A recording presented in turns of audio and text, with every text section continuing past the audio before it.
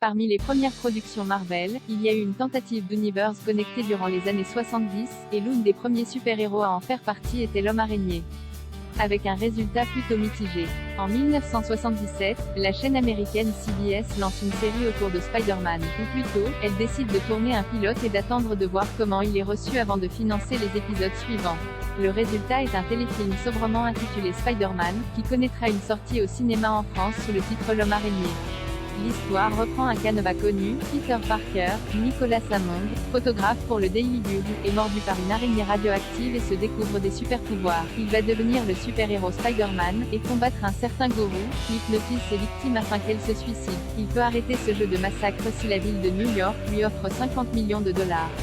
Évidemment, avec un regard actuel et le recul, ce téléfilm semble ne pas avoir de moyens, mais c'est parce que le budget est passé dans les effets de grimpe au mur de Spider-Man.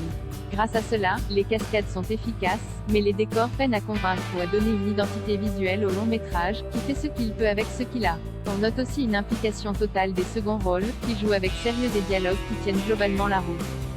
Ce pilote passe à la télé le 14 septembre 1977 et il est extrêmement bien reçu par le jeune public, mais moins par la tranche des 18 à 49 ans, préférée des annonceurs. Du fait de ce semi-succès, CBS va bien commander une série, mais en se limitant à quelques épisodes.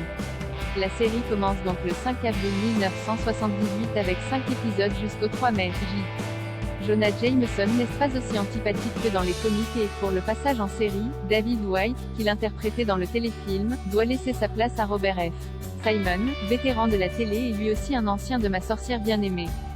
Les intrigues de la série reposent sur les super-pouvoirs de l'Homme Araignée, et l'opposent à des méchants relativement classiques, qui ne sont pas piochés dans le catalogue Marvel. Et si Stan Lee a volontairement vendu les droits de Spider-Man au producteur Daniel R. Woodman, les deux hommes sont en désaccord sur la direction narrative prise par la série.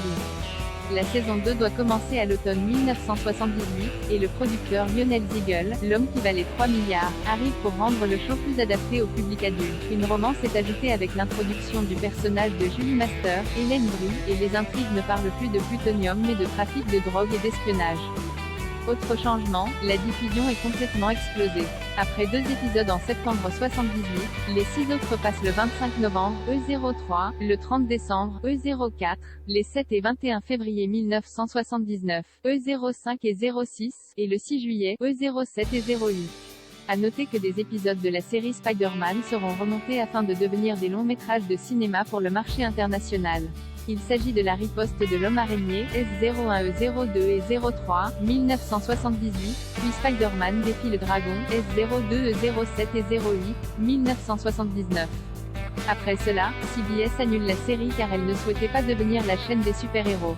Il faut dire qu'elle comprenait déjà une série sur Hulk, un pilote sur Doctor Strange, bientôt traité ici, et 2 téléfilms sur Captain America, qui ont déjà leur article dédié. Un univers connecté peut-être trop tôt avorté qui aurait pu faire office, toute proportion gardée, de précurseur du Marvel Cinematic Universe.